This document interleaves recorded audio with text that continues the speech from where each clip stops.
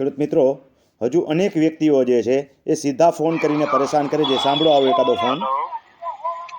સાહેબ એક પ્રશ્ન પૂછવો હતો. પણ પ્રફુલભાઈ, આ સિસ્ટમ તો નથી ભઈલા. હા, સિસ્ટમ શું છે પ્રશ્ન પૂછવાની? હવે આ સિસ્ટમ જે છે એને તો સમજતા શીખો. બીજો સાંભળો. હા ભાઈ, દિવસના આવા 10 ફોન આવે છે. એક નાનો પ્રશ્ન પૂછવાનો હતો સાહેબ તમને. પણ આવી સિસ્ટમ જ નથી દલવાડી ભાત. હવે સિસ્ટમ જે છે એ કોઈને સાંભળવીને સમજવી જ નથી. એ સર નમસ્કાર સાહેબ.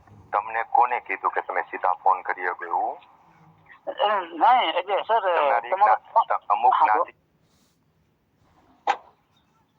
હાલો બીજો સાંભળો. ભાઈ, હા સાહેબ મારે મેં વેચ્યું હતું તમને ઓલું જમીન વાળું એમનું પૂછતો હતો. તમે કઈ માટીના બનાવેલા છો એ નથી ખબર પડતી. એકવાર તમારો નંબર મેં તમને કીધું બ્લોક કરી દઈશ, છતાંય તમે બીજી વાર ફોન કરો છો.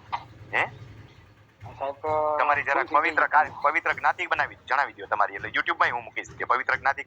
માણસોની જ્ઞાતિ આપણે મોકતા નથી, પરંતુ અમુક જ્ઞાતિઓ જે છે એ જ વધારે હેરાન કરે છે. એ પણ હકીકત છે. પટેલ હોય તો એને કહી દઉં છું. સાંભળો. હાજી ભાઈ. રમણભાઈ અણિયાળી બોલું છું.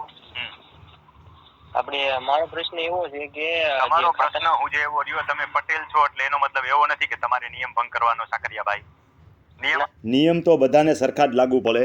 કોઈ વ્યક્તિ આવી રીતે ફોન કરશે તો એને જવાબ મળશે જ નહીં. અનેક વખત કહીને હું થાકી ગયો છું.